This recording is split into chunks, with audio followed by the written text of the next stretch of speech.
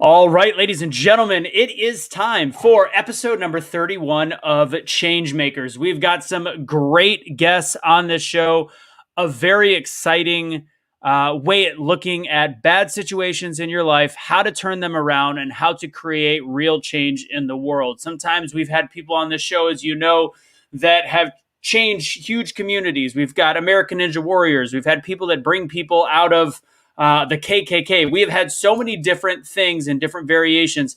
The last few episodes have been people that have been helping in their community, helping directly around them, or helping the world in a way that directly affected them so they could spread change to people around them. And this is another great example of that. We've got the two ladies from Love Jessica on here. It was founded it's been founded kind of over a span of different time. They've been working on it, but officially founded in 2020. You guys are going to like their story and how they took tragedy and turned it into triumph and helping other parents do the same. It is a show about parents that have lost a child before they've been born and what struggles they go through. So it's going to be really interesting. It's going to be eye-opening, and hopefully you're going to resonate with their story and find a way to create change in the world around you and create that ripple effect that makes change. So with that, we're going to get started in about 30 seconds. I see a lot of people joining as we speak. Please go ahead and put a comment in the comment box. I see you, Barbara. Heller is Heller. I like that. It's like Helen Keller, but saying hello in a completely different way. I don't know if that works. Anyways, go ahead and say where you guys are from, as well as hit that like, hit the hearts, hit the share button. Let's get the show started right here on the Be the Change Network.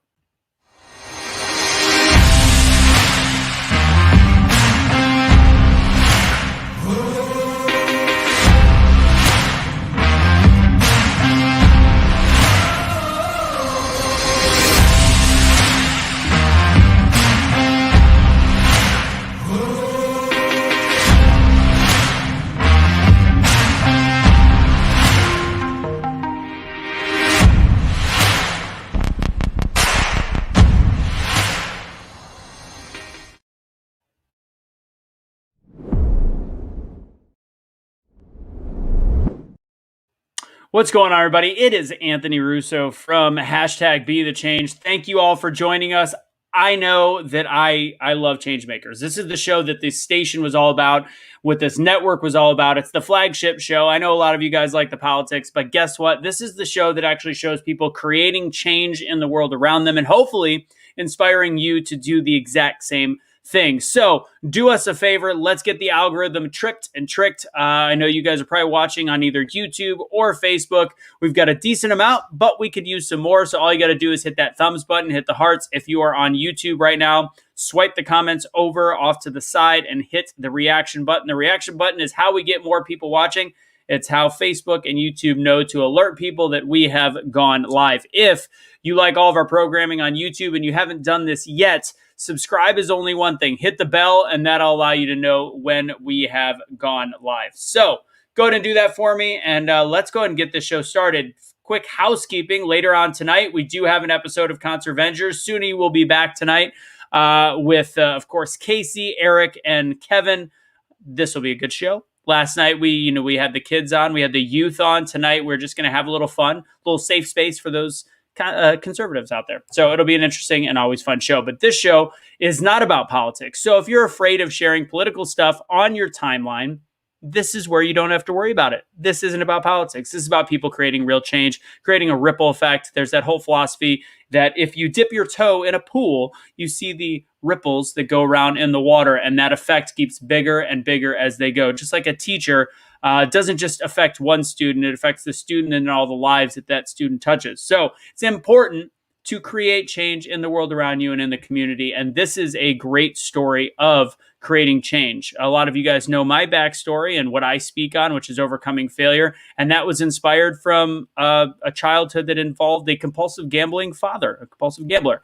And that trauma is what led me to actually be able to help people overcome failure, learning from his gambling. This is different, but the same. This is two ladies that have gone through something that most people cannot imagine. Most people cannot understand what that would feel like, and found a way not just to overcome, but inspired them to create a change where they could help other families, mothers, fathers that have gone through the same thing. So I'm going to introduce our guests now.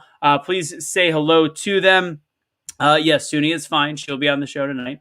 All right, guys, please give a warm welcome. If you're at home, you can do a little maybe a little hand clap, whatever you want to do. We've got Jennifer and Mallory from Love Jessica. What's going on, ladies? How you doing?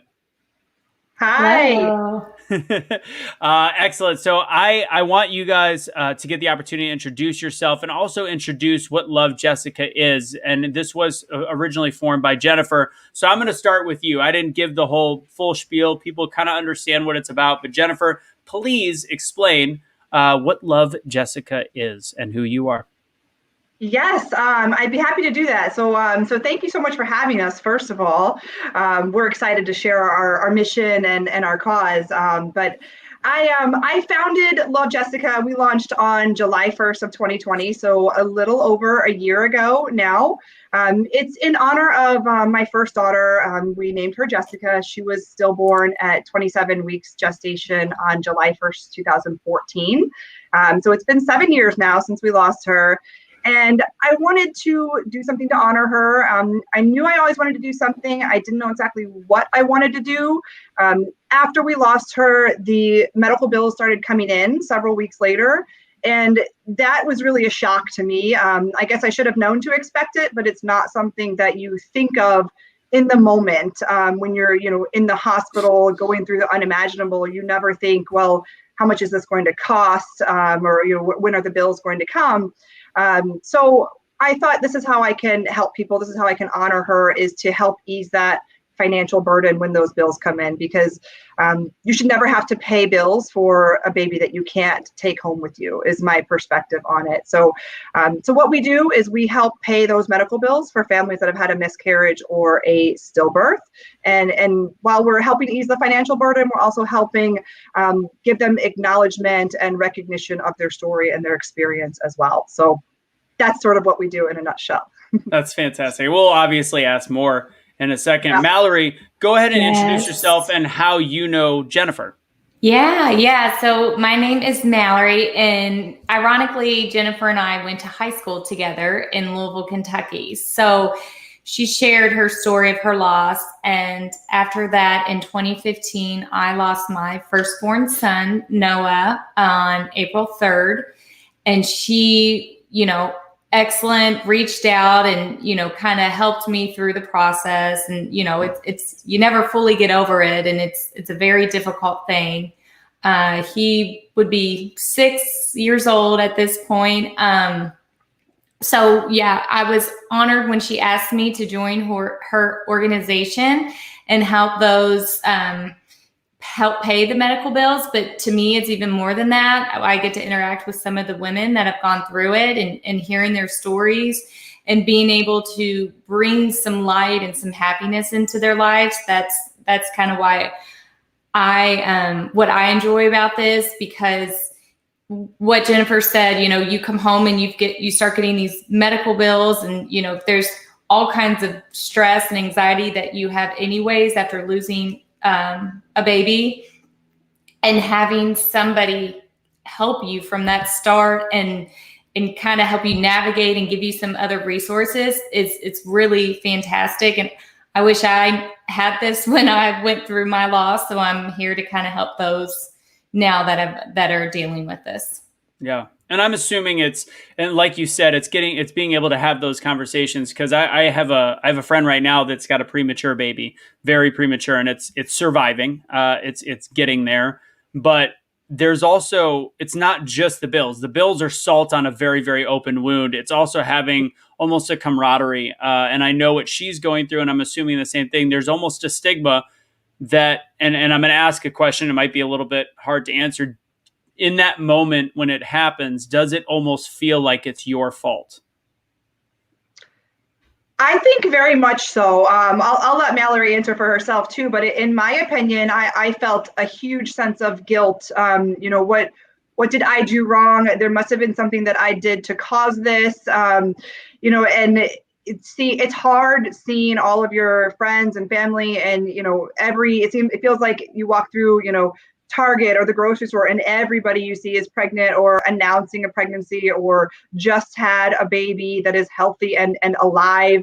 So it's hard as a woman. You feel like, it's almost, I don't want to say your duty to have children, obviously, because that's not what it is, but you feel like whether you choose to have kids or choose not to have kids, that you should at least be able to do it and do it successfully. And if you can't do it, it's sort of like, well, what's wrong with me?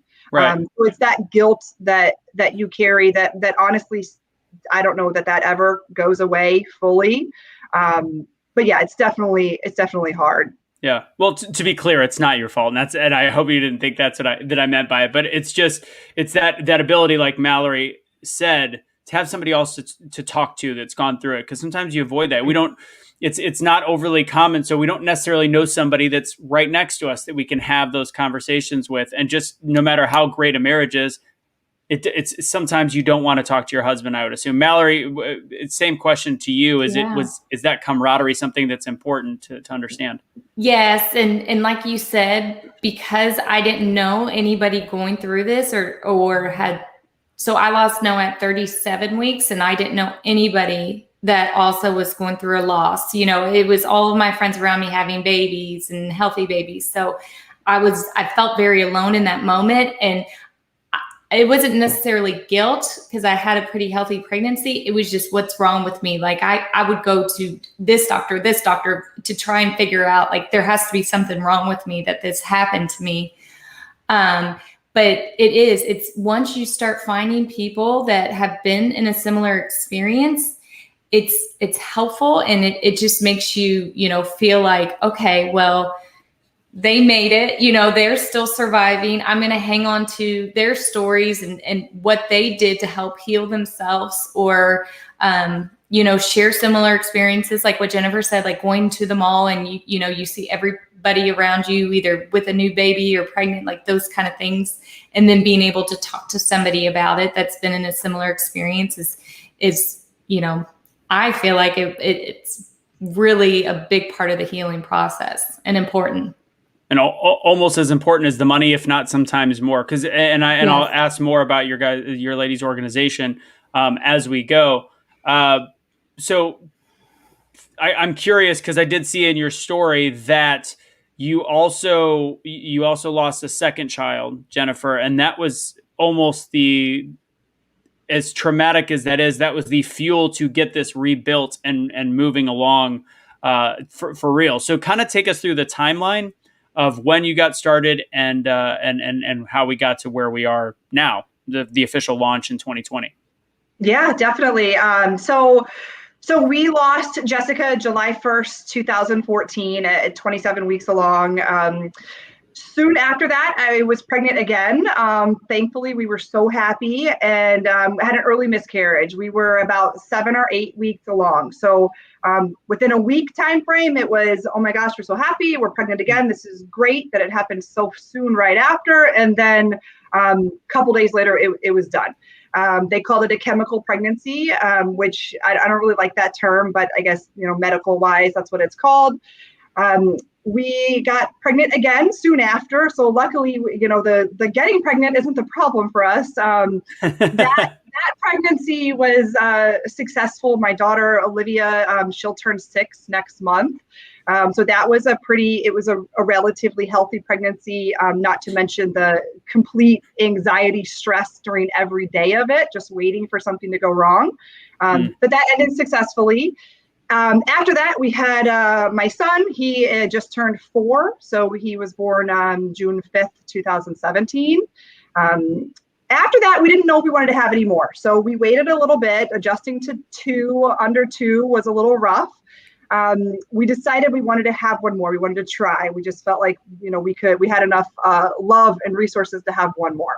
So got pregnant again, quickly again. And at this point, I was stressed and anxious just because having experienced the 2 previous losses, I knew that something could go wrong, any day. But I didn't really have the time to worry about it as much because I was busy chasing around 2 other little ones. So with that loss, it was at 16 weeks. It was a regular routine, quick check the heartbeat appointment. And we went in and I expected to be in and out in 30 minutes and there was no heartbeat. It completely caught me off guard. I was just shocked. It was the last thing I almost felt like this can't happen again. We paid our dues. Why again? This is our third loss. So that was really hard. At 16 weeks, you don't want to say you're safe, because we know there's never any safe, but you feel like you're at least past the 12-week mark, the first trimester. You're allowed to start telling people. Exactly. And that's another topic we can discuss. I don't necessarily agree with that, but we can get into that later. I'm curious. Now I want to know. But so that it was just like, okay, you were 4 months pregnant and now you're not. We opted for a D&C. We were given the option of labor and delivery. I personally, I couldn't do that again, knowing, the 24 to 48 hour process and what that involved and knowing the outcome. I chose not to do that.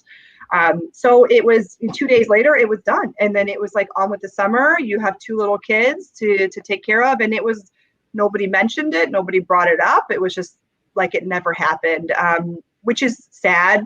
But I expected it because I know it's hard for people to talk about and hard for people to bring up. So we did, again, we got pregnant again. And now we have my daughter, Gianna. She just turned 1.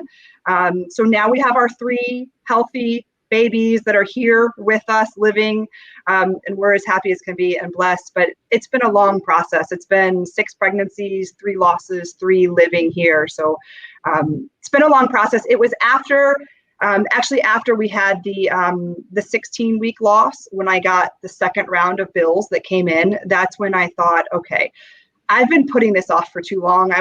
I knew I wanted to do it. I knew I had the general idea, but the timing wasn't right. Just as, there's never any right time in life to do things. So I kept just delaying. After those bills came in, I thought, I'm going to do this. Who cares what the time it is? Who cares if it fails? I need to try, and I need to if I don't do it, it'll be the biggest regret of my life. So I was on maternity leave. COVID hit, couldn't go anywhere, couldn't do anything. And one night I built the website, well, it wasn't in one night, but, just started, got things up and going. Let's be honest. COVID felt like one very long night. Let's be honest, just blended together. Yes. So you set it all up, and that's where you got started officially. Yep. I do want to add some levity to this. Technically, you're batting 500. If you were a baseball player, you would be the greatest baseball player of all time. So the 3 for 6, if you want to add a little positivity to it, but no, it really is amazing to think of. And I know mothers that have lost children, and to go through 3, and it looked like we got Sherry that said she's been through 3. Lisa said the same type thing, that stigma that comes with it and how difficult that is to overcome. And I'm curious, and I saw the story when you were on the news, but I don't know if that was pretty normal. How much is it with insurance? How much do people technically owe? What do the actual bills look like? So everything varies, obviously, depending on your insurance coverage, your deductible, et cetera. And Mallory's actually the insurance expert of our team. But I mean, for me, the bills were, I have corporate insurance, large policies, and my bills were in the thousands every single time. My bills for the losses we had were more than my bills for the healthy babies that we brought home. Wow. So I know everything varies, but I mean, there's things that you don't think about. Do you want chromosome testing to find out what went wrong? Do you want an autopsy? You're a high-risk pregnancy moving forward, so your future pregnancies are more expensive. It's just like a trickle-down, never-ending type of thing. Yeah, So, I would say too, the average before insurance is going to be around 15 to 20,000. And then the insurance takes away some of that, or or insurance pays on top of that. That's what you'll get billed, and then insurance, will chop down. And you work part of the organization is actually to work with insurance companies. Is that kind of what I'm gathering? Well, so we work with the girls that get the medical bills, and then they'll send those to us, and we'll work with them to help them pay them. So Got it. Okay. we might have to call, just to verify some things, but we're kind of after they receive the bill, what their kind of balance is left, then we'll try and assist with them at that point.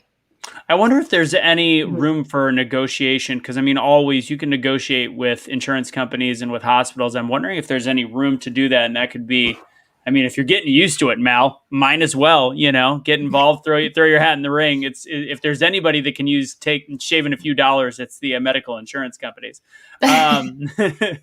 So so with the I have another kind of personal question, and I've had a friend that I was in the room for somebody asking this question, and it's like, so when you've lost a child, how often or has it happened? I'm sure if I was betting, I would say that it has, where somebody asks you months down the road that you haven't seen and said, "Oh, how's your kid?" or how all that stuff. How does that emotionally hit when that happens, or has that not happened? I can go first. I know it's happened to both of us. Yeah. I mean, with Mallory and I haven't shared specific stories like that, but it's inevitable because with social media these days, most people post about a pregnancy, and for me, when we lost Jessica, we just we made the announcement and then we just went silent. We didn't make any formal posts about our loss. It was just like, we didn't post any more updates. So I think people sort of put two and two together. But then when we would see them or through word of mouth, that sort of thing, it would sort of be like, well, what happened? Nobody wanted to really ask us directly, which is, I understand. Yes, I would rather them have asked me directly because it's acknowledgement. Again, I don't want, I was pregnant. I was pregnant for several months. The baby was real, and I don't want people to pretend like it never happened because it was very real to me and my family. So I would rather them ask, even if it's uncomfortable for them, which I know it is, and that's why people don't bring it up. Death is uncomfortable, especially with children. But yeah, it's hard. But I would rather somebody ask, and I try to do that now in my daily life, not just when people have a loss, not just a pregnancy loss. A parent, a sibling, a friend. I try to acknowledge it and not, pretend like that person never existed. I know how much that can mean to somebody. Absolutely. Mallory, how about you? Yeah. So I would kind of echo what Jennifer said about social media.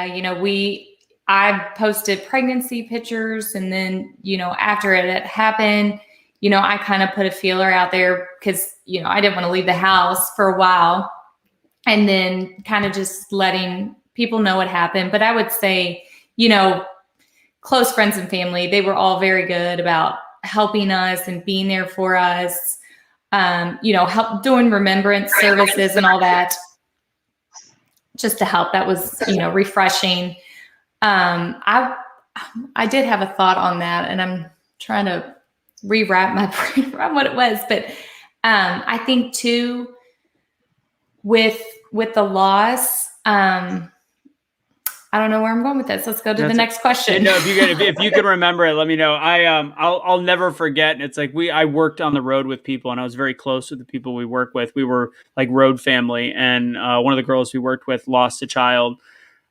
Similar situation to Jennifer's in the sense that she knew it was coming. They were trying to figure out. They did the DNA test, or they did the chromosome test. They knew something was wrong, and they gave a very low percentage chance, and she lost it. But with social media, you brought up the point. I didn't even think about it. Most people are going to know at this point. However, sometimes people you work with and something like that, you see them and you don't always see the same people. And it was the most uncomfortable, probably 45 seconds of my whole entire life because we were so close with her. And the one guy that knew us, but not really knew us, we had to get in a car together. And he pretty much was like, hey, it's been about 8 months. The kid's got to be 3 months old now. And all of us were just like, yeah, that's hard. I remembered what I was going to say. Go ahead. It's still kind of, alive today. It's the hardest thing for me, after I did have a I have 2 children now, is when people would ask me how many children I have. That was always a hard question for me because I don't want to, how much time do you have? Can you sit down and hear my story?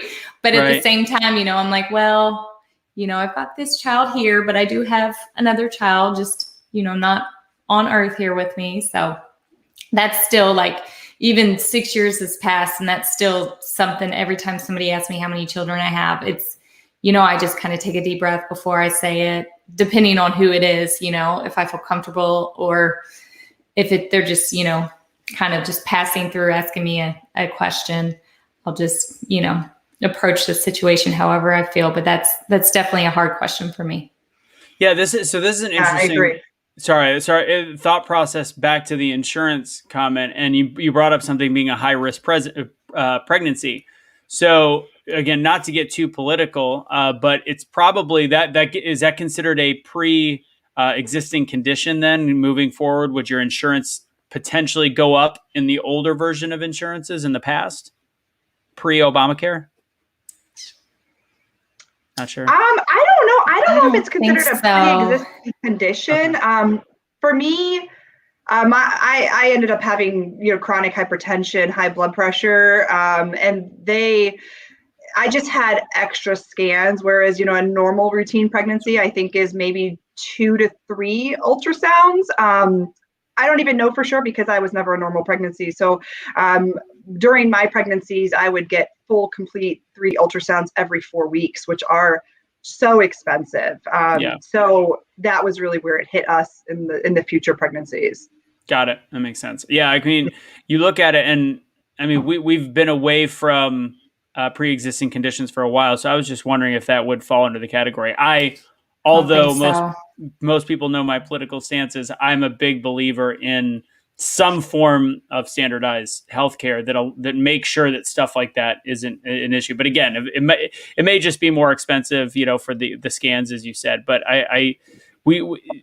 it's important to not punish people for something they cannot control, and that is a 100% pocketbook punishment on top of the other stuff of what Love Jessica is doing and helping people with.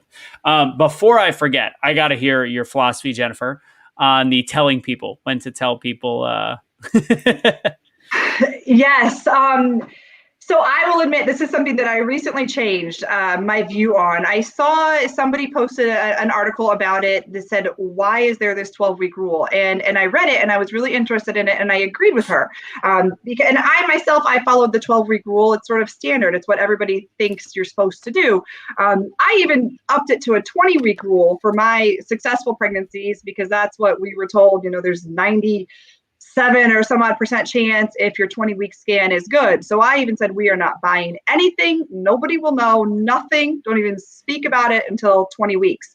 And I regret it because this article said, that, and this is just my opinion, the baby, that baby exists, whether you find out when you're 6 weeks, 8 weeks, 10 weeks, 35 weeks, so many things can happen in a pregnancy. Celebrate that baby for every day and every moment that you have, and share that baby and let your friends and family celebrate it as well. So that was one part of it. The other part was, well, the 12-week rule. So if something does happen in 12 weeks, does that mean you're not allowed to talk about it? Does that mean that you're not allowed to remember the child? Does that mean that you have to be quiet and, suffer and grieve in silence? Is that what that means? So I don't know. That article really resonated with me. And even though, we're not planning on having any future pregnancies, if it were to happen, I wouldn't wait until the 12 weeks. I would celebrate that pregnancy every day that I had the chance to. Nice. It's a really interesting way to look at it. Mallory, what's your rule? Yeah. I guess I probably did follow the 12-week rule, telling, family and friends. But you're right. Once you're pregnant, I guess there's no reason why you can't share the news. And I feel like, if you get around friends and family, they can kind of sense it anyways. And then Right. You're kind of in the hot seat anyways. But I agree with that. There's no reason to wait the 12 weeks.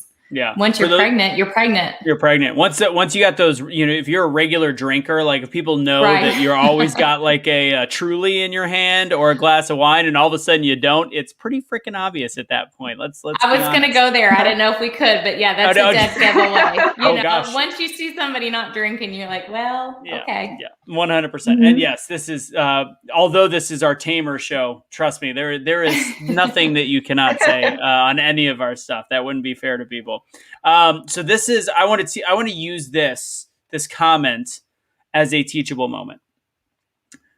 We can all be crushed and saddened and go through stuff for other people, but the way that we treat it, if we are too crushed for those and we're too sad for those, instead of looking at the positive, we've lost the whole point of Changemakers. So you look at, and why you two ladies are on here, I'm very sad for what you went through, but at the same time, what you went through has brought us here. And it's now affecting, it's a weird way to look at it, but God chose you, unfortunately, in the good and in the bad.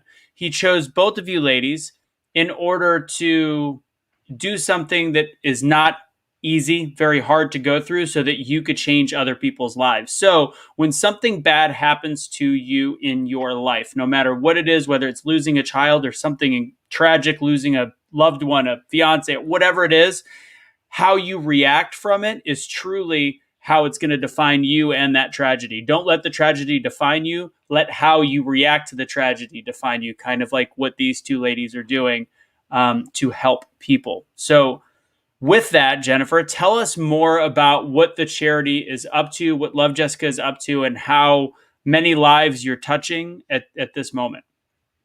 Yep. So I totally agree with everything that you just said.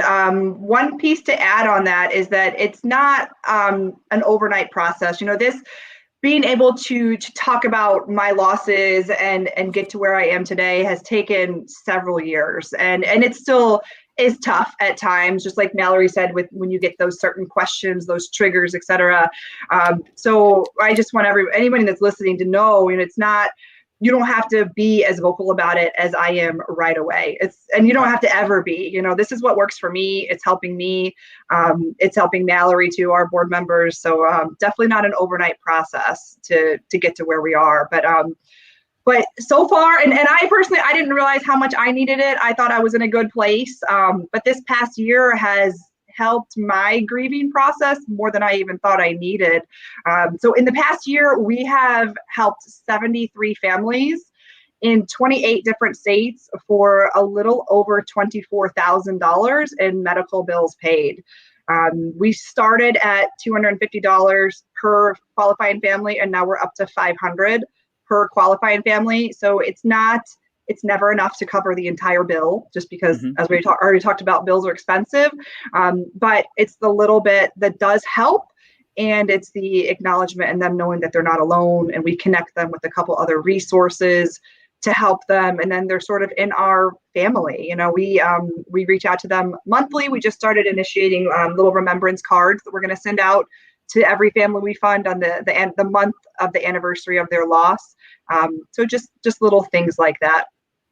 That's emotionally, that's a game changer, I think. And it's being a part of a community. And I know you have a Facebook group that I put up earlier. Let's see, facebook.com/lovejessica.org. Now that's to explain the charity, and we'll talk a little bit more about that and how people can get involved and how people can help. But do you have a internal group of the families that have lost somebody that has been a client or a part of the charity? Do you have something like that? So right now the board, it's just four of us. So it's myself, Mallory, and then we have Ashley and Carrie. So all four of us have experienced losses. So we're just four working moms, doing this to honor our babies. Yeah. As far as the moms that we've funded, we don't they're not part of our daily operations, but we do keep in touch with them just through the monthly cards, email newsletters, etc.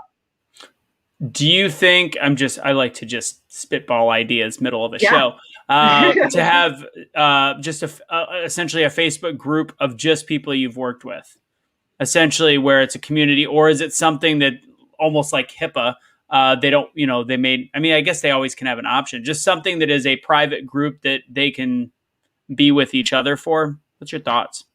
Yeah, that's a good idea. I actually haven't thought about that. Mallory is sort of taking on our social media role. She's the expert.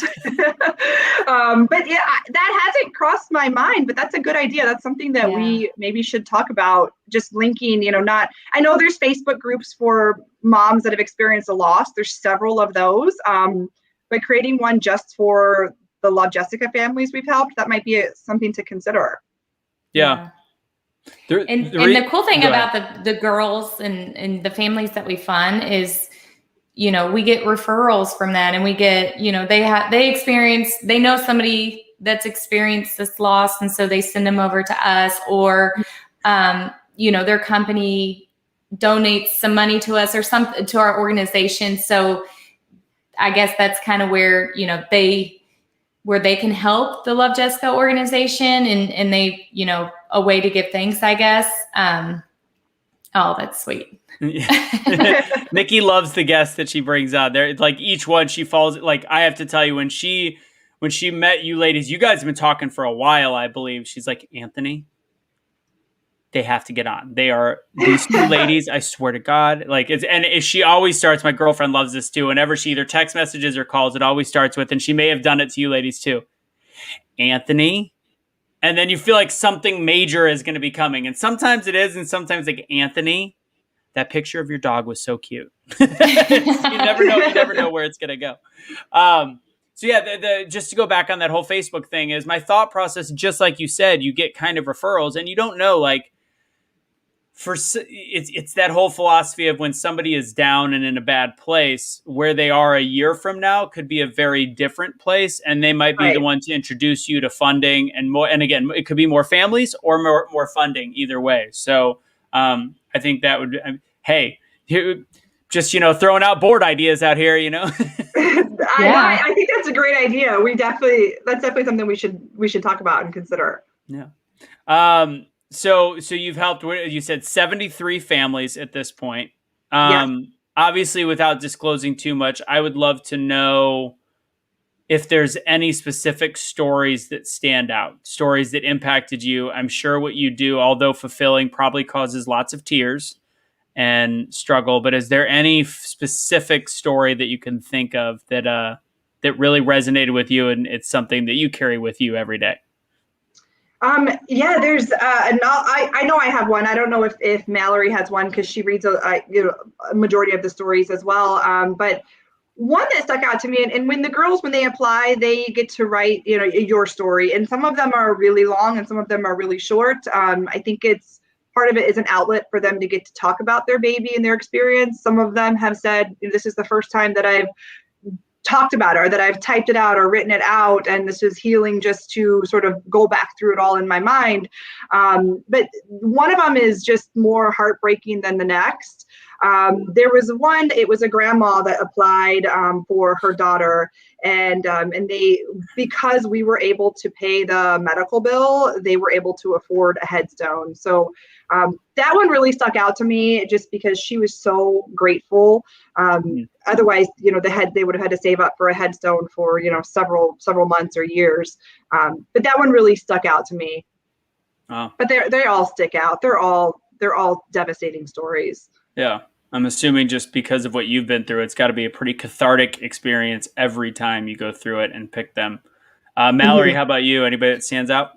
Yeah, not necessarily, but it's the longer stories that get me, and then what Jennifer said, you kind of have to relive it, and you feel for them. You remember that raw feeling, when they're explaining, they went in for a checkup and there was no heartbeat, and then they had to, go to the hospital and labor delivery, and then, maybe be close to a delivery in the hospital, hearing other babies. And so, yeah, not one necessarily sticks out to me, but they all like touch my heart in some aspect, and I feel for them, and I just want to, give them a hug. But instead, I'll support them, and we'll help pay some of the medical bills, so they don't have to have that financial burden as they go through this, and just know that Love Jessica we'll continue to, we want to continue this organization for a long time to come. I know Jennifer's got some lofty goals too with the organization, and we're supporting her through it. But we hope that, we can spread the news about this organization and be a voice and break the silence, as Jennifer says, with stillborn and miscarriages. How do you choose the families? We don't. So they apply with us. In the beginning, I did a lot of outreach via the other Facebook groups that are for lost families. So I would post in those groups, hey, check out our organization. We're new. Apply if you qualify. And now, I mean, through word of mouth, the power of social media is huge. We get applications almost daily. So the people find us, and when they apply, they have to answer a question of how did you hear about us? And I always enjoy reading that answer, because a lot of them say, I Googled financial support after a miscarriage, or, the hospital told me about you, or, my aunt saw you on the news, something like that. So they're all pretty different, but yeah, people find us, and enough applications come in to keep us busy. Okay, so that was my question. So pretty much, those that find you are not turned away at this point. You're still able to manage the influx with the amount of money and funding that you have coming in. We are, yes. It's always a balancing act, right? How much donations do we have versus how many applications? Sometimes I get nervous about it, but I like to think that we're doing such a good thing that the money will always be there. The donations will always come. But as long as they qualify, so as long as they go through the qualification process and they can submit the bill copies, and we're able to verify that the bills are for a miscarriage or a stillbirth, we want to make sure that we're not paying for anybody's, gallbladder to be removed, or their total knee surgery, or anything like that. So we have to verify what the bills are for. But as long as that process is able to be completed, then they get their $500 paid towards their bill. Excellent. So before we get into the lofty goals, and I've got one more kind of interesting question, at least I think it's interesting. Let's go ahead and talk about all the different areas people can find you and what you're doing. So I'm going to throw up the Facebook page right now in the comments. If you guys want to click on it and save it, have that. It might take you out, or just copy it. I would say copy it and bring it over someplace else. You're trying to push Facebook right now and your Instagram page, correct? Yes. The more followers we can get, the better. The power of social media has just amazed me over the past year. So. Mm-hmm. Excellent. And then I'm going to put up the website, and I know that you had something you showed me earlier that you are selling on the website. So if you want to grab that pendant. Yeah. So we have right here, we have a little ceramic heart lapel pen. It goes, you pin it on, and we have pink, we have blue, and we have white. So they're meant to be worn in remembrance of your baby, Mother's Day, any other special occasion. They're also really good gifts to, if you have a friend or a family member that's lost a child, if you don't feel comfortable necessarily having a conversation about their loss, this is something great that you can send them to say, hey, I remember your baby. Excellent. Yeah, those are very cool. Yep. And also, again, you don't know what to do in those situations.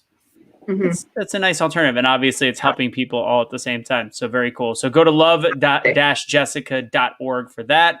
And all the Facebook pages. I've been continuously, you got Instagram, you've got Facebook, you've got all that in the comments. If you want to click it, that's both on Instagram, or both on YouTube as well as Facebook. Rhonda said, "You ladies are amazing. I pray blessings on you both." Okay.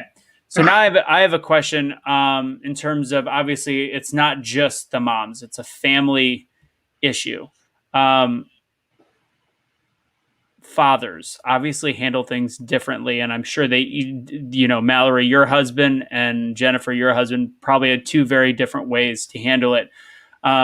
You've kind of explained your experiences. What kind of experience do the men go through during these situations? Yeah.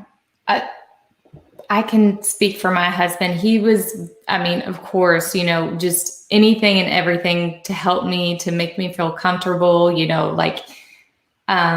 was 100% there for me to help me. And I know that, he got some books. I think that helped him. I mean, he struggled too. It was really hard for the both of us. And, he's got close friends that he could kind of connect with, but not on the same level as Jennifer and I who experienced it. I don't think he had that type of a friendship with anybody, but, we just kind of stuck together. I mean, he was my rock through it because he didn't necessarily, carry the baby, but he was there for the entire process. And he just stood by me and was there for me through all the healing process too, and all the grieving. Yeah. Jennifer, what about you? Same thing. My husband, sorry, that's my dog barking in the background. My husband was great through it all as well. I think he tried, as the male figure, of the house, he tried to put on a brave face and be that support when I was falling apart. I could tell it was hard on him, and I could tell he was hurting, and I could also tell that he was trying to cover it up. Just to, I think he felt like, we can't both fall apart, and one of us has to, have it together. And he had his moment. I know he talks about it now. He had his moment when he was driving by himself, and it was a certain song that came on the radio, and where he finally broke down and cried. I didn't see him cry, so I can't verify that.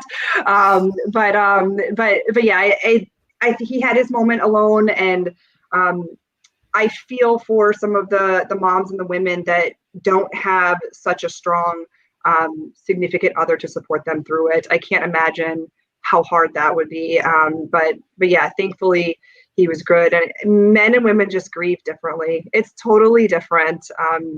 It's just totally different. That's all that I can say about it. Yeah. Interesting. And out of which gives me another question. Out of the 73 parents that you've helped, how many of them were solo? Not a full family at that point. That's not information that we get. Are you referring to how many were like single parent, like a single or married? Yeah, like a single parent mom or yeah. So that's not information that we get. I mean, unless they put that out there in their story, that's not something that we ask them for. I can say that of the 73, 72 have been women that have applied. There was one husband that applied on behalf of his family. So that was the only male that applied. The rest have all been women. Wow. That's interesting. Mm-hmm. Yeah, I can't. It's funny. I was listening to something today, and it was talking about masculinity and manliness, and the difference between the two. And masculinity is just something inherent. We have just a certain difference in strength, but manliness is this where you actually go above and beyond. And it's funny. I kind of always thought of it the other way. Like we're all kind of manly, but masculinity is something different. But they flipped the script on it. It's two different things, and it really is this ability to be strong in that face for your feminine or your female counterpart. So I'm curious. Like I'm a crier. I know that situation would not be easy. Like trust me, Jennifer, I could tell you, I would be visibly with tears at times here and there. So I think it's interesting how every guy is very different. And obviously I think women in a situation like this, you sound like you have a very different experiences, but deal with it in similar ways. And I just think that's interesting. All right, let's get into the positive. Let's end this show with these lofty goals. Tell me what the plans are for Love Jessica and what you ladies are going to be doing from this point forward. So Mallory knows my lofty goals. Obviously to continue to help families, to continue to have the funding be enough to keep doing what we're doing. That's the main goal. Right now we're at 500 per family. I would love to be able to get up to 1,000 per family. But depending on the funding, I don't want to overcommit. So that's the first goal. The second goal is to reach every state. We've reached 28 states so far, so we're a little over halfway there. I would love for our organization to be known nationwide. You know, you think of cancer, you have the American Cancer Society, Susan G. Komen, those are known. March of Dimes is known. I want to be known like that. You know, you lost your baby, here's Love Jessica. That's what I want to be. That's a lofty goal, but there's one loftier. The loftier one is to, and this gets into, you know, political and changing laws, et cetera, but I want the bills to go away. I don't think that you should ever get a bill if you've had a miscarriage or a stillbirth. You know, whatever portion insurance covers, the rest should be forgiven from the doctor and the hospital and the anesthesiologist and everyone else that sends you a bill. They just shouldn't, I think legally it shouldn't be allowed. And I know there's so much that goes into that, and I haven't even done my initial research, but that's my lofty goal. No, I think that's a brilliant idea. I mean, there's lobbyists and bills and politics and humanity. That's the things that should be being brought to the House and Senate floor, is these kind of things. These are people that could not control their outcomes, plain and simple. And it is something that, you know, I'll get a little bit political. People talk about us being a democracy or a capitalist country. And then they fight with like, no, but we have a lot of socialist ideals. We do. There is no capitalist society that can't exist without some form of socialism in a sense. And that's what, you know, the medical systems that we have in place to a point. But there is a socialist side that is positive, that is, when you cannot control things, help those that cannot be controlled. And I really do think that's something that is a lofty goal.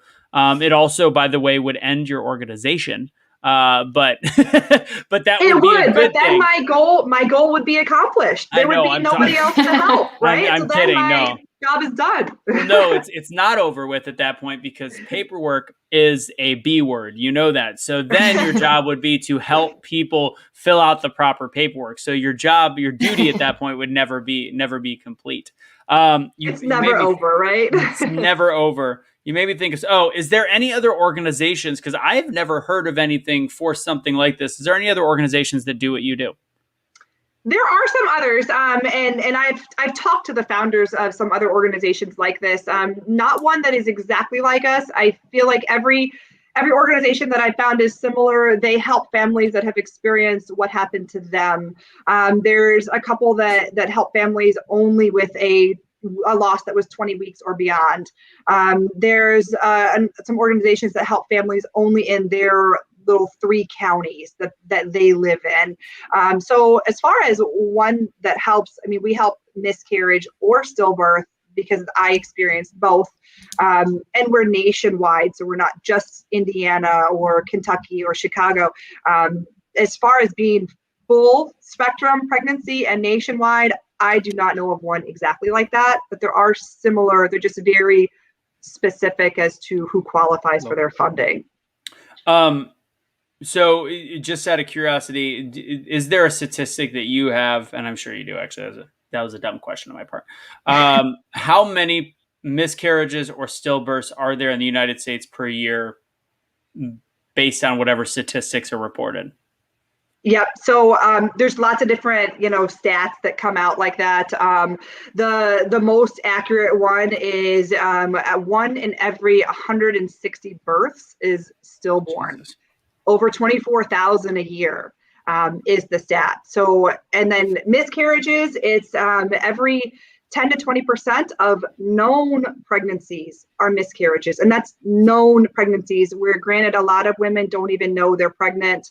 And they just think it's, their time of the month is late. So if they were to know they were pregnant, that number would even go up. So the stats around this are crazy astronomical. High.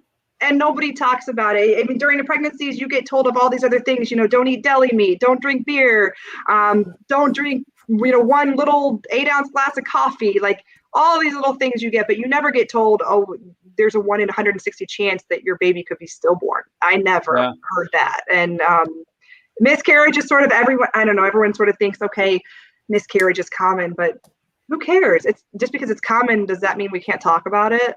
Yeah, no, absolutely. So I just have a thought. In terms of legislature, the way to look at it is obviously those numbers are really, really high, impossible to save everyone. Right. An interesting thought process would be to start, if you want to start working on it, would be to create a tax credit for those families that have to spend that money that are in a certain income bracket. And that is a feasible bill that you could pass, especially on a state level.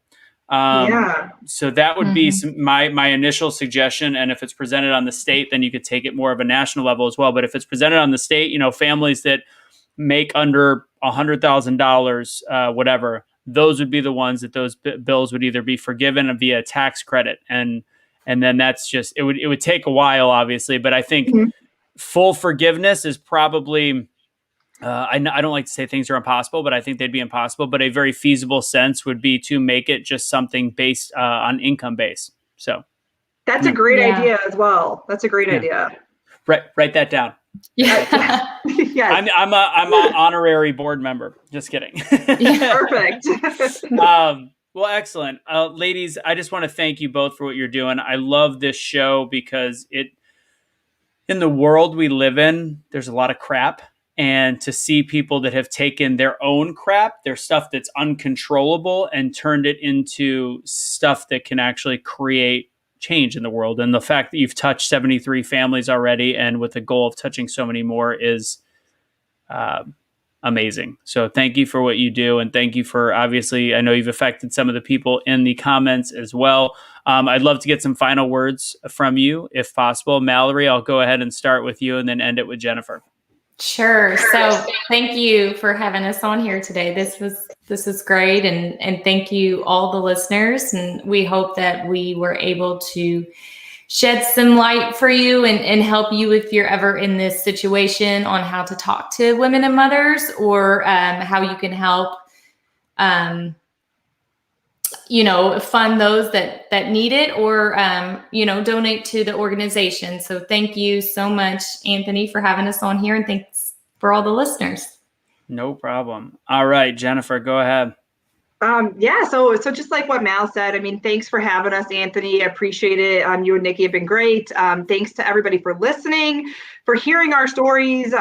Just like we like to hear the mom stories that we help. Mallory and I, we like to talk about the babies that we lost as well. So I guess I'll leave you guys with, if you know anybody that has had a loss, remember their baby, talk about their baby. You don't have to have a long, in-depth conversation, but don't pretend like that baby didn't exist. It'll mean the world to that person.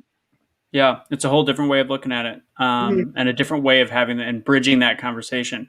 Yeah, and to add one little bit, it's funny because there's certain things people don't want to talk about anymore, and it's like, oh my God, everybody keeps asking me. I don't think this is one of those things. This is one of those things people avoid so much that if somebody brings it up, it's not bad. And if somebody starts to cry, it's life. That's just it's a positive energy with negative emotions that you see. And I think it's important, if you have the guts to bridge that conversation and want to get involved, I think it's very important for the mother to do that and to have that conversation. So ladies, again, love Jessica.org, all the Facebook and Instagram pages are in the comments. As a reminder, if you didn't get to catch this episode, you can always watch it on YouTube and Facebook, or at #BeTheChange.com/podcast. That is a place where all of our shows, every single one of them, Truth Will Set You Free. This show, what else we got? Conservengers, and some of the other stuff that we do. All of that is housed on the #BeTheChange. Oh, Questions Unraveled is another one with Emily Robbins as well. So, ladies and gentlemen, please go about your day. Have a great rest of your day, great rest of your evening. And remember that whatever happens to you in your life, like the Tony Robbins quote, what he loves to say, life isn't happening to us, it's happening for us. So please remember that, hold that with you, and nothing but love for you, ladies, and keep doing what you're doing, keep pressing on. And everybody out there, if you're inspired to do something, be the change you wish to see in the world. Thank you guys so much, and have a great evening.